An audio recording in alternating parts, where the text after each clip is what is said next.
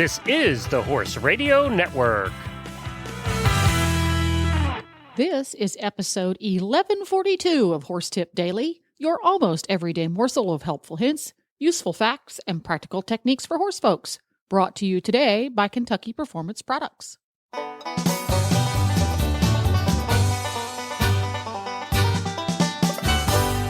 Greetings, everyone. Coach Jen here, and thanks for tuning in to Horse Tip Daily.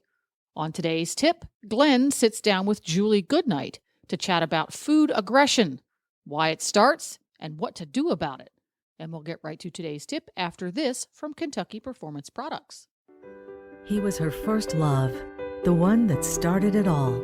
He taught her how to master the posting trot and navigate her first hunter course. They spent hours together exploring the trails and hanging out in the barn. His name was doodled on every page in her school notebook. His coat gleamed in the sun as he met her at the gate each day, snuffling for a treat. From the first time she saw him poking his head out of the stall to the last time she patted him goodbye, he was, and always will be, her everything. This love story is brought to you by Nalox Advanced, providing complete support for a healthy digestive tract, which reduces the risk of colic and digestive upset.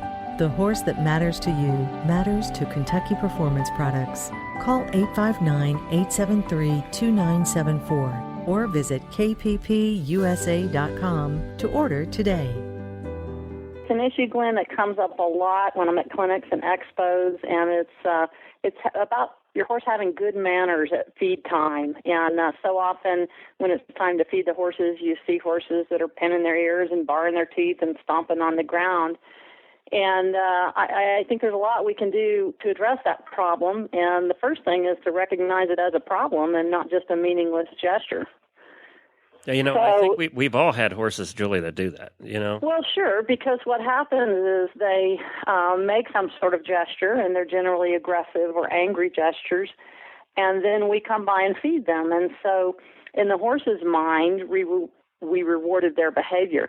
And furthermore, in their mind, they come to believe that it's their aggressive or angry gestures that are causing you to feed them.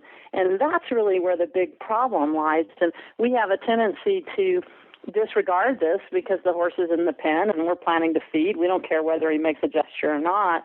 So it doesn't matter to us. We know he's on the other side of the fence. We know he can't hurt us, so we ignore it.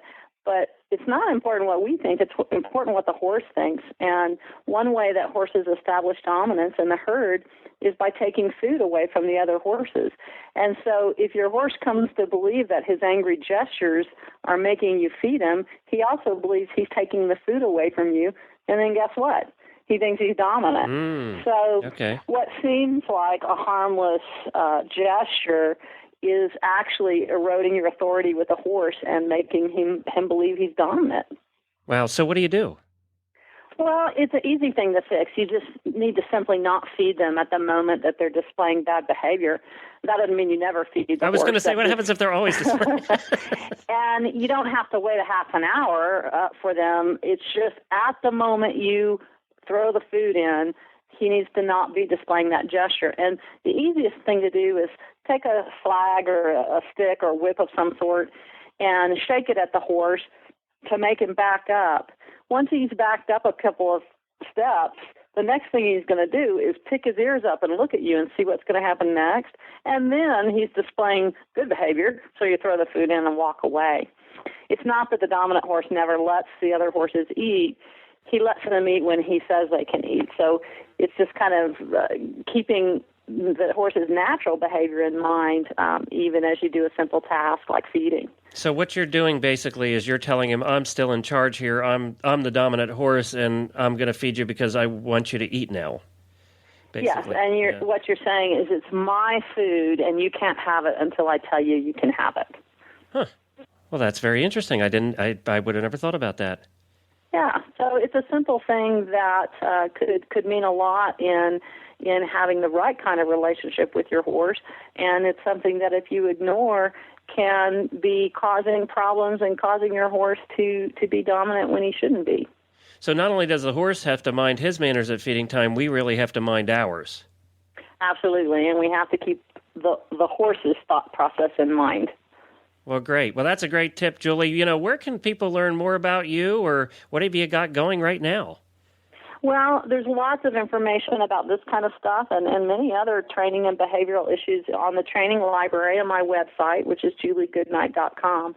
And also my groundwork videos address behavior and relationship with the horse and authority and all that as well. So those are tools that a person can get to really start progressing with their horse and understanding the mind of the horse a little more thoroughly. And that's all at juliegoodnight.com? You bet. Well, there you have it. You can find links to today's guests as well as lots more tips at horsetipdaily.com. Make sure you have all of your favorite Horse Radio Network shows with you wherever you go by downloading the free Horse Radio Network app for iPhone or Android. Just go to your app store and search Horse Radio Network. Download it today. It's quick, it's free, and it's easy. Or if you're a little old school, you can subscribe via iTunes. This podcast was made possible through the generous support of Kentucky Performance Products and listeners like you. This is Coach Jen, and I'll be back again soon with another tip. So until then, go ride your horse. The Horse Radio Network and the Horse Radio Network hosts are not responsible for statements of guests or their opinions. Use your own judgment when listening to the tips provided by the experts on Horse Tip Daily.